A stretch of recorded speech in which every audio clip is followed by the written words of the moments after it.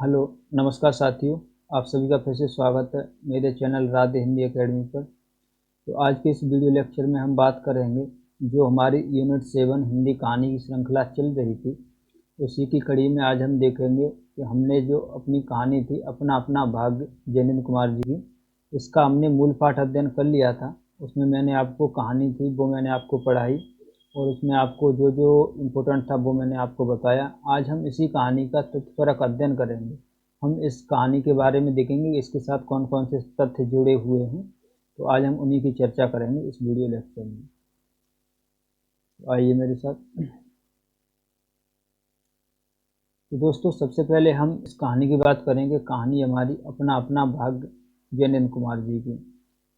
तो ये कहानी किसकी है? तो जैनेन्द्र कुमार जी की है। तो इस कहानी के बारे में हम जानने से पहले पहले हम कुछ जैनेन्द्र कुमार जी के बारे में जानेंगे कि जैनेन्द्र कुमार जी का व्यक्तित्व क्या था, क्या नहीं था, उनका दर्शन क्या था, कौन सी विचारधारा से वो प्रभावित थे, उसको भी हम देखेंगे। तो अगर हम जैनेन्द्र जी के बारे में बात करें तो जैनेन्द्र जी के बारे में पहले मैं आपको बता दूं कि जो हमारे जैनेन्द्र कुमार जी हैं ये हमारे प्रेमचंद्रोत्तर युग कहानी के कहानीकार हैं। ठीक है दोस्तों, कहानी का जो विभाजन हुआ है तो वो 3 भागों में हुआ है। उसमें प्रेमचंद एक प्रमुख स्तंभ रखे गए हैं, उन्हीं के आधार पर कहानी का विभाजन किया गया।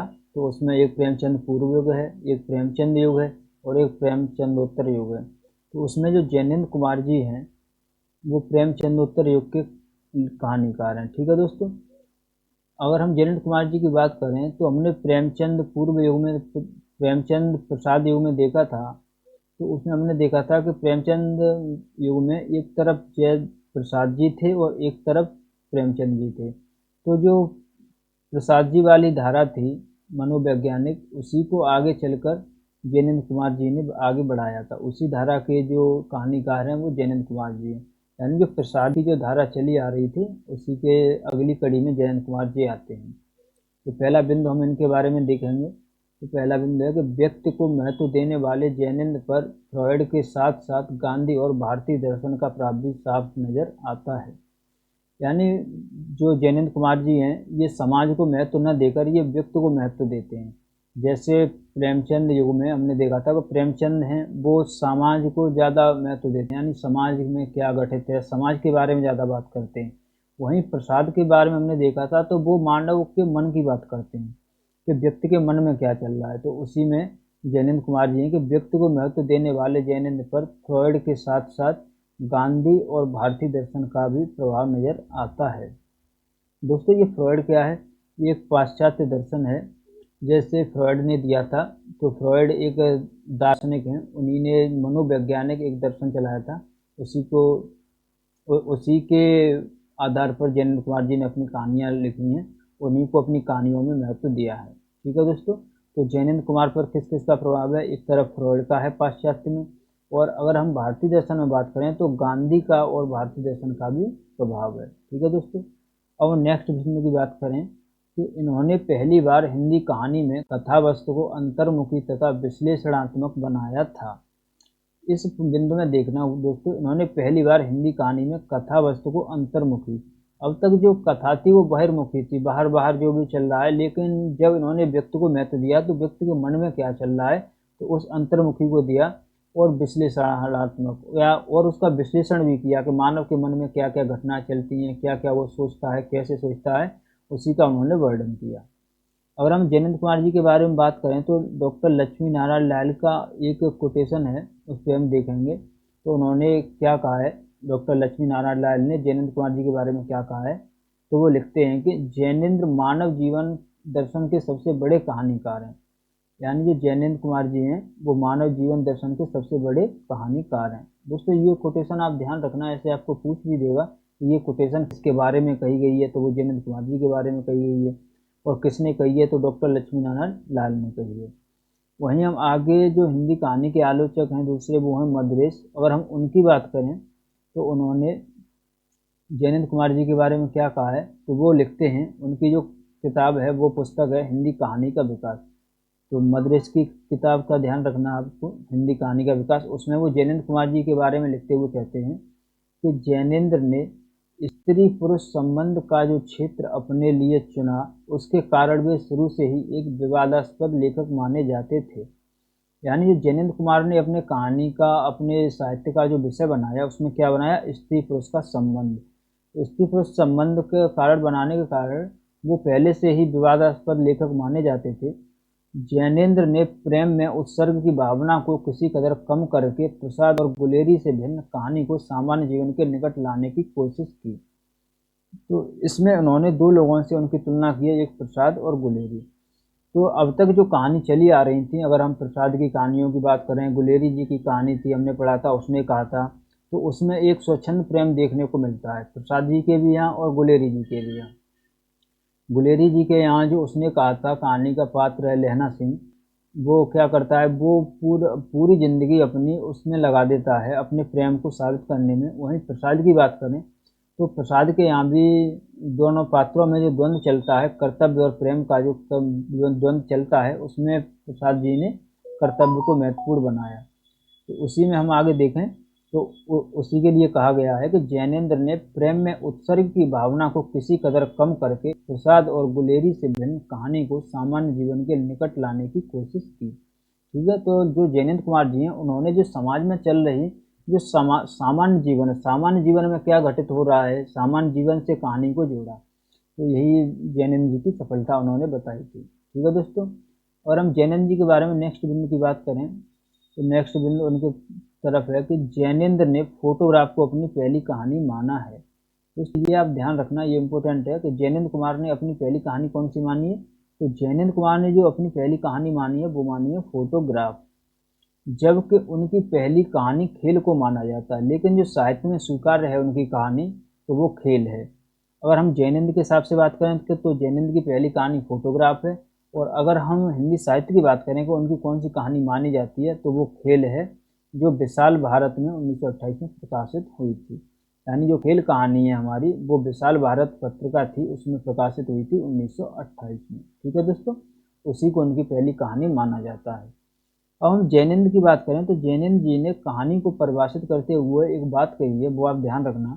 जैनेंद्र जी ने स्वयं कहानी की परिभाषा लिखी है, परिभाषा बताई है, उसको देखो आप, कि कहानी एक भूख है जो निरंतर समाधान पाने की कोशिश करती है।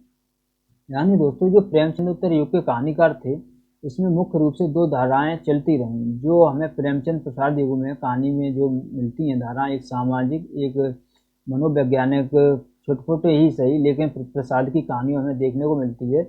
वहीं आगे जैनेंद्र ने जो अपना वो बनाया था, वो तो मनोविश्लेषणवाद था। तो उसी में है कि कहानी एक भूख है जो निरंतर समाधान पाने की कोशिश करती है। ठीक है दोस्तों, जो भी जैनेंद्र जी के बारे में मुझे इम्पोर्टेंट लगा वो मैंने आपको बताया। यहीं से क्वेश्चन पूछेगा, अगर पूछेगा तो। अब हम उनके कहानी संग्रह की बात करें कि जैनेंद्र जी के प्रमुख कहानी संग्रह कौन से हैं। तो जैनेंद्र जी के प्रमुख कहानी संग्रह इस प्रकार हैं, देखो। पहला है फांसी। ठीक है दोस्तों, तो पहला कहानी संग्रह उनका कौन सा है, वो है फांसी, जिसे 1929 में उनका प्रकाशित हुआ था। दूसरा है वातायन। वातायन है वो है हमारा 1931 में प्रकाशन हुआ इसका। तीसरा है नीलम देश की राजकन्या, जिसका प्रकाशन वर्ष 1933 है। चौथा है हमारा एक रात, जिसका प्रकाशन वर्ष 1934 है। फिर है दो चिड़ियाँ, जिसका प्रकाशन वर्ष 1935। फिर है पाजेब, पाजेब 1942, इसका प्रकाशन वर्ष क्या है, 1942। जो कहानी संग्रह इनका पाजेब है, पाजेब कहानी भी आप अगर आपने पढ़ी हो तो देखिएगा, वो बहुत अच्छी कहानी मानी जाती है जैनेंद्र जी की, जो बाल मनोविज्ञान पर आधारित कहानी है पाजेब। तो पाजेब कहानी संग्रह भी है, तो इसका प्रकाशन वर्ष है 1942। हमारी जो अगला है वो है ध्रुव यात्रा, वो उसका प्रकाशन वर्ष है 1944। और जो हमारी नेक्स्ट कहानी है वो है जय संधि, जिसका प्रकाशन वर्ष है 1949। ठीक है दोस्तों, तो ये उनके कहानी संग्रह हैं, इन्हें आप ध्यान रखना, और इनका प्रकाशन वर्ष के हिसाब से भी ध्यान रखना कि किसका प्रकाशन वर्ष क्या है, क्योंकि वो पूछ देगा कि इन्हें प्रकाशन वर्ष के हिसाब से लगाइए। अगर वो 5 इनमें से दे देगा तो आपको फिर वो लगाने होंगे। ठीक है दोस्तों, तो कौन कौन से हैं, फांसी 1929, वातायन 1931, नीलम देश की राजकन्या 1933, एक रात 1934, दो चिड़ियाँ 1935, पाजेब 1942, ध्रुव यात्रा 1944, जय संधि 1949। ठीक है दोस्तों, अब हम नेक्स्ट अपनी कहानी पर आते हैं। अब हम अपनी कहानी की बात करेंगे, अपना अपना जो हमारी कहानी है, अपना अपना भाग्य, इससे जुड़े कौन कौन से तथ्य हैं। तो इसमें मैं आपको बताऊं तो यह कहानी विशाल भारत पत्रिका में 1929 में प्रकाशित हुई। तो सबसे पहले ये हमारी कहानी है, ये कौन सी पत्रिका में प्रकाशित हुई थी, तो विशाल भारत पत्रिका में ये प्रकाशित हुई थी 1929 में। ठीक है दोस्तों, तो इसका प्रकाशन वर्ष क्या है, 1929 है, जो विशाल भारत पत्रिका में प्रकाशित हुई। अगर हम इस कहानी संकलन की बात करें कि ये किस कहानी संकलन में है, तो इस कहानी का संकलन वातायन, यानी जो उनका दूसरा कहानी संग्रह है, पहला फांसी है, दूसरा वातायन है, वातायन 1931 कहानी संग्रह में किया गया है, जिसमें कुल 13 कहानी है। यानी दोस्तों इस कहानी का संकलन किस संग्रह में है, तो वातायन कहानी संकलन में है, जिसका प्रकाशन वर्ष 1931 है। और अगर हम वातायन कहानी संग्रह की बात करें तो इसमें कुल कितनी कहानियाँ हैं, तो इसमें कुल 13 कहानियाँ हैं। ठीक है दोस्तों, ध्यान रखना, इसमें कितनी कहानियाँ हैं, तो 13 कहानियाँ हैं। उन 13 कहानियों की हम चर्चा करें तो उनमें हमारी पहली है फोटोग्राफ, दूसरी है ब्याह, तीसरी है खेल, चौथी है निर्मम, पांचवी कहानी हमारी चोरी, छठवीं है साधु की हट, और जो सातवीं कहानी है जो हमारी यूजीसी के सिलेबस में लगी हुई है वो है अपना अपना भाग्य, आठवीं कहानी है चलित चित्र, नौवीं कहानी हमारी दिल्ली में, 10वीं है हमारा तमाशा, 11 है अंधे का भेद, और 12वीं हमारी भाभी, और 13वीं है आतिथ्य। ठीक है दोस्तों, तो ये कहानी भी आप ध्यान रखना कि इनके कहानी संग्रह में ये कुल 13 कहानियाँ हैं। तो इन 13 कहानियों को आप ध्यान रखना, फोटोग्राफ, ब्याह, खेल, निर्मम, चोरी, साधु की हट, अपना अपना भाग्य, चलित चित्र, दिल्ली में, तमाशा, अंधे का भेद, भाभी, आतिथ्य। ठीक है दोस्तों, और हम कहानी के बारे में नेक्स्ट वीडियो की बात करें तो हम देखेंगे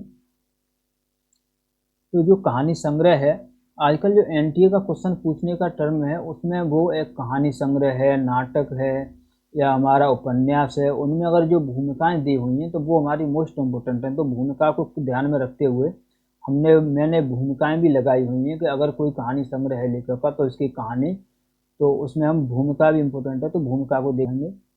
तो ये हमारी वातायन कहानी संग्रह है, उसकी भूमिका संजयनंद जी ने लिखी है। तो उसमें हम देखेंगे कि ये कहानियाँ कालक्रम से इस संग्रह में दी गई हैं, सब इस या उस पत्रिका में निकल चुकी हैं।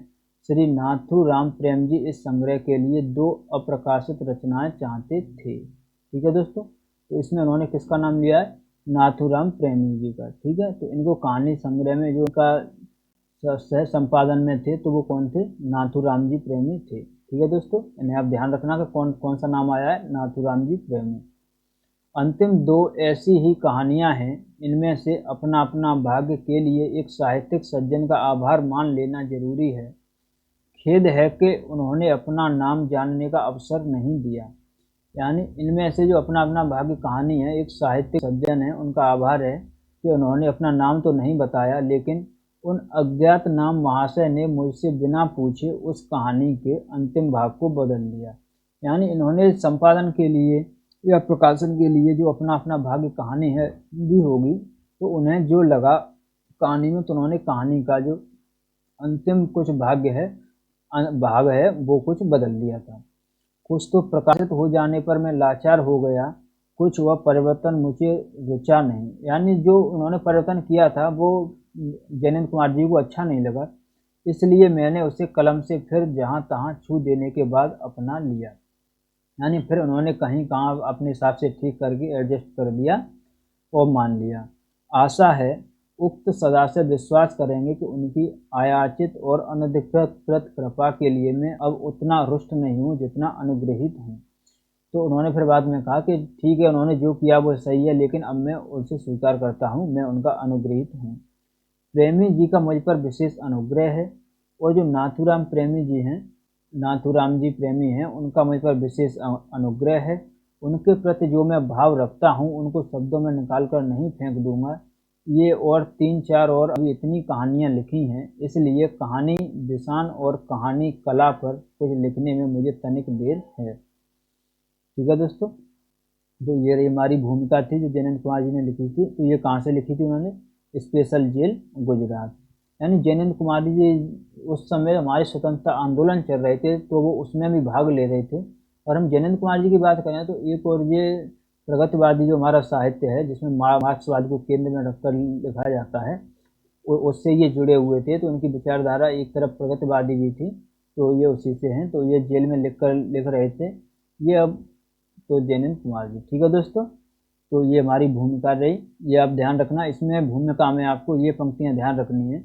एक तरफ इसमें नाथूराम प्रेमी जी का नाम लिया गया है, उनको आभार प्रकट किया गया है, और एक लेखक ने इसकी भूमिका बदल दी थी, उसको नाम ध्यान रखना। यानी ये वाली पंक्ति ध्यान रखना आप कि उन महाशय ने इसका वो बदल दिया था। ठीक है दोस्तों, इतनी लाइन आप ध्यान रखना।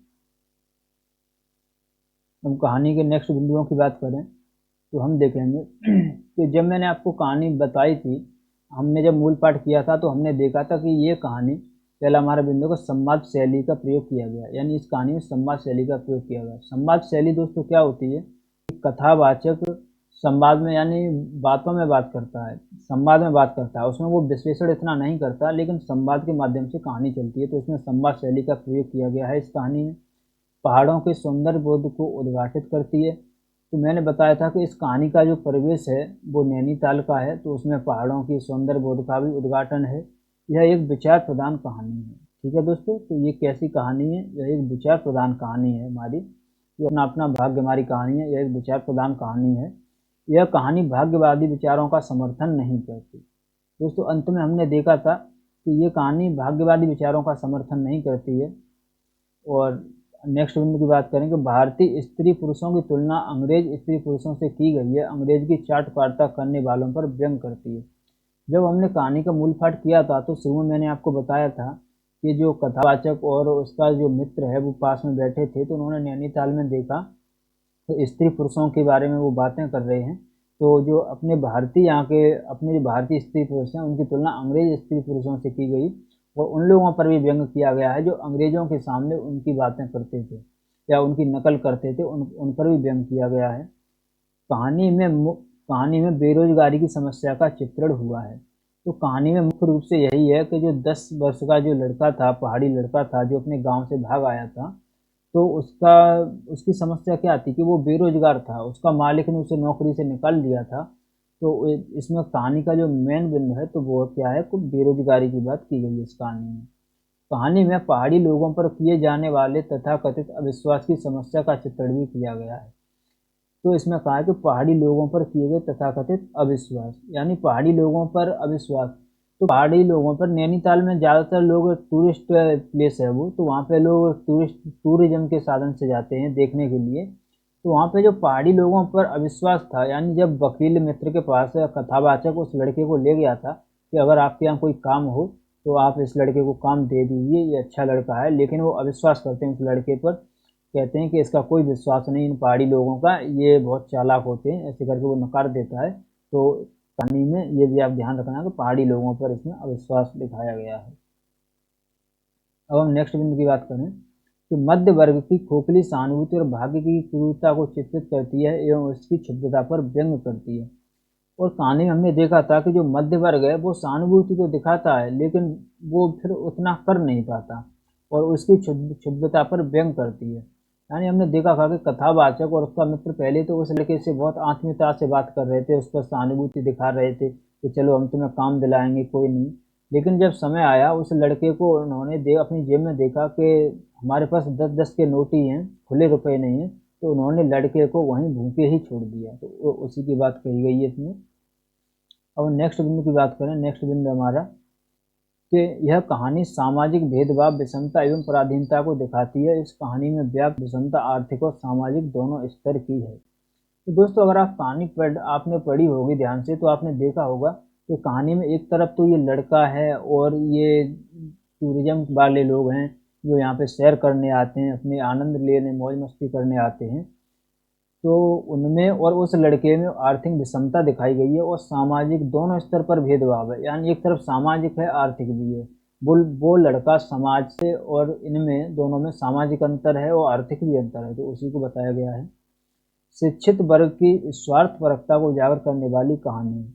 और एक तरफ जो शिक्षित मध्य वर्ग है उसका भी स्वार्थपरकता पर व्यंग किया गया है, क्योंकि वो दोनों, जो लेखक था कथावाचक और उसका जो मित्र था और एक वकील दोस्त था उनका, तो उनकी स्वार्थपरकता पर भी वो दिखाया गया है, व्यंग किया गया है कि वो दोनों सोचते हैं कि चलो अब हमें क्या, हम तो अपने होटल में अपने बिस्तर पर आराम से गर्म होते हैं और इसे यहीं छोड़ो, कल सुबह की वो बोल लेते हैं।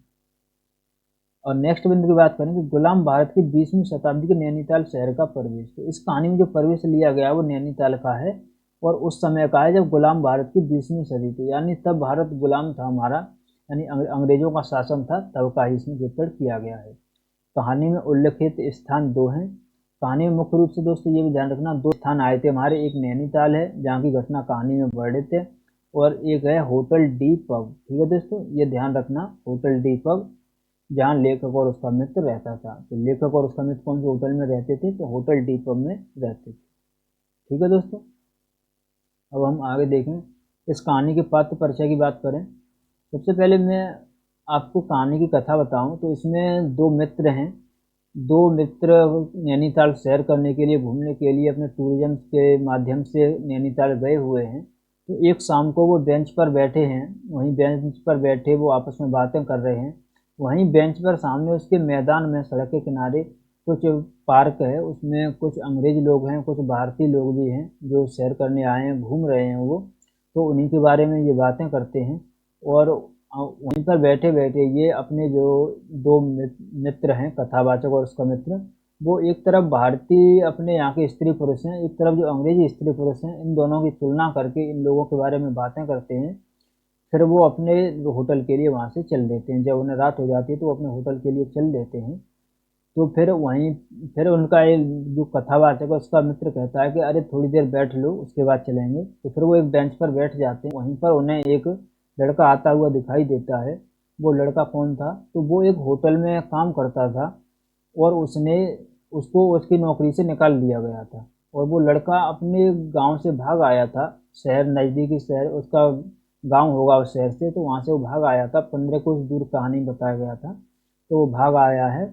और जब वो उन लड़के से मिलता है, उनसे वो मिलता है, तो फिर वो पूछते हैं कि तू कहाँ रहता है, उसके बारे में सब पूछते हैं। तो फिर वो कहते हैं कोई नहीं, चल हम तुझे काम दिलाएंगे। और अंत में वो फिर उसे ऐसा ही छोड़ देते हैं और बोल देते हैं कि तू हमें कल सुबह मिलना, कल हम तुझे काम दिलाएंगे। और फिर वो लड़का रात भर ऐसे ही सर्दी में घूमता रहता है और वहीं पे वो लेट जाता है। तो वो सर्दी की वजह से पता चलता है कि सुबह उसकी मृत्यु हो गई। तो यही कहानी की कथा है में। तो इसी कहानी में यही सब बताया गया है। अब हम पात्र परिचय की बात करेंगे। तो हम पात्र परिचय में देखेंगे कि पहला जो मुख्य पात्र है वो है पहाड़ी लड़का। ठीक है दोस्तों, जो हमारा मेन है वो है पहाड़ी लड़का। इसकी उम्र कितनी बताई गई है कहानी में? तो 10 वर्ष। दोस्तों ऐसे क्वेश्चन आप, ये पॉइंट आप ध्यान रखना कि अगर कहानी में किसी विशिष्ट स्थान का वर्णन है या कोई पात्र है, उसकी उम्र कितनी है, उम्र तो दी गई है, तो उसे आप विशेष रूप से नोट करना, क्योंकि एनटी आजकल ऐसे ही क्वेश्चन पूछ रहा है। ठीक है दोस्तों, तो उसकी उम्र कितनी है? तो 10 वर्ष है। वो अपने गांव से 15 कोस दूर है, यानी उसका जो गांव है वो नैनीताल से 15 कोस दूर है और ठंड के कारण उसकी मृत्यु हो जाती है। एक है लेखक, ठीक है, लेखक या कथावाचक, और एक उस लेखक का मित्र है। ये दोनों उस लड़के से मिलते हैं, तो ये वो हैं। और अगर हम नेक्स्ट की बात करें तो दो वकील मित्र हैं, इन्हीं दोनों के, कथावाचक और उसका मित्र है, इन्हीं के दो अन्य मित्र हैं। तो वो दो वकील मित्र हैं, इन्हीं में से एक लड़के को नौकर नहीं रखता।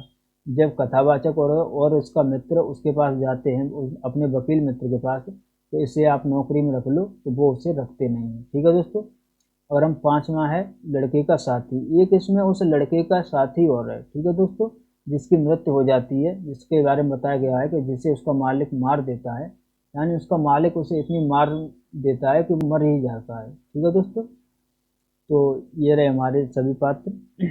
अब हम इस कहानी के मुख्य उद्धरण की बात करें, यानी जो कहानी में हमारी मुख्य पंक्तियाँ आई हुई थी वो कल भी मैंने बताई थी, एक बार मैं फिर आपको बता दे रहा हूँ, आप ध्यान रखना। पहली पंक्ति हमारी कि पीछे हमारे पोलो वाला मैदान था, सामने अंग्रेजों का एक प्रमोद गृह था जहाँ सुहावना रसीला बाजा बज रहा था, और पाश्च में था वही सुरम्य अनुपम नैनीताल। अधिकार गर्व में तने अंग्रेज उसमें थे और चिथड़ों से सजे घोड़ों की बाग थामे वे पहाड़ी उसमें थे, जिन्होंने अपनी प्रतिष्ठा और सम्मान को कुचलकर शून्य बना लिया है और जो बड़ी तत्परता से दुम हिलाए सीख गए हैं। ठीक है दोस्तों, हमारा नेक्स्ट है अंग्रेज पिता जो अपने बच्चों के साथ भाग रहे थे, हंस रहे थे, खेल रहे थे। उधर भारतीय पितृ देवी थे जो बुजुर्गी को अपने चारों तरफ लपेटे धन संपन्नता के लक्षणों का प्रदर्शन करते हुए चल रहे थे। नेक्स्ट पंक्ति हमारी, अंग्रेज रमणियाँ थीं जो धीरे धीरे नहीं चल सकती थीं, तेज चलती थीं। उन्हें न चलने में थकावट आती थी, न हंसने में मौत आती थी। कसरत के नाम पर घोड़े पर भी बैठ सकती थीं और घोड़े के साथ ही साथ जरा सी होते ही किसी किसी हिंदुस्तानी पर कोड़े भी फटकार सकती थीं। वे दो दो, तीन तीन, चार चार की टोलियों में निशंक निरापद इस प्रवाह में मानो अपने स्थान को जानती हुई सड़क पर चलती जा रही थीं। अब हमारी नेक्स्ट पंक्ति है, उधर हमारी भारत की कुलक्ष्मी सड़क के बिल्कुल किनारे दामन बचाती और संभालती हुई साड़ी की कई तहों में सिमट सिमट कर लोक लाज, स्त्रीत्व और भारतीय गरिमा के आदर्श को अपने परवेष्टनों में छिपाकर सहमी सहमी धरती में आंख गाड़े कदम कदम बढ़ा रही थी। नेक्स्ट है हमारी पंक्ति, इसके साथ ही भारतीयता का एक नमूना था जो अपने कालेपन को खुरच खुरच कर बहा देने की इच्छा करने वाले अंग्रेजीदा पुरुषोत्तम भी थे, जो नेटिवों को देखकर मुंह फेर लेते थे और अंग्रेजों को देखकर आंखें बिछा देते थे और दुम हिलाने लगते थे। वैसे वे अकड़ कर चलते थे मानो भारत भूमि को इसी अकड़ के साथ कुचल कुचल कर चलने का उन्हें अधिकार मिला हो। तो ये अंग्रेजों की चाटवार्ता करने वालों पर व्यंग है। ये पंक्तियाँ विशेष रूप से ध्यान रखना, ये मोस्ट पंक्तियाँ हैं, ये एग्जाम में पूछी जा सकती हैं, इन्हें आप ज़्यादा ध्यान रखना। नेक्स्ट है हमारी, एक शुभ महासागर ने फैलकर संस्कृति के सारे अस्तित्व को डुबो दिया। ऊपर नीचे चारों तरफ वह निर्भेद सफेद शून्यता ही फैली हुई थी। ये पहाड़ का सौंदर्य उसका चित्रण किया गया है कि एक शुभ्र महासागर ने फैलकर संस्कृति के सारे अस्तित्व को डुबो दिया था जब बर्फ जड़ रही थी शाम के टाइम, उसका है। नेक्स्ट है हमारा कि एक लड़का सिर के बड़े बड़े बालों को खिलाता चला आ रहा है, नंगे पैर है, नंगा सिर है, एक मैली सी कमीज लटकाए है, पैर उसके न जाने कहाँ पड़ रहे हैं और वह न जाने कहाँ जा रहा है, कहाँ जाना चाहता है। उसके कदमों में जैसे कोई न अगला है न पिछला है, न दायां है न बायां है। ठीक है दोस्तों। नेक्स्ट है, वह हमें न देख पाया, वह जैसे कुछ भी नहीं देख रहा था, न नीचे की धरती, न ऊपर चारों तरफ फैला हुआ कोहरा, न सामने का तालाब और न बाकी ही दुनिया। वह बस अपने विकट वर्तमान को देख रहा था। अब हम नेक्स्ट बिंदु की बात करें, मेरे कई छोटे भाई बहन हैं तो भाग आया, वहाँ काम नहीं, रोटी नहीं, बाप भूखा रखता था और माँ मारता था, माँ भूखी रहती थी और रोती थी, सो भाग आया। ठीक है दोस्तों, तो ये लड़का कहता है जब लेखक और कथावाचक और उसका जो साथी पूछता है लड़के से, तब वो बताता है।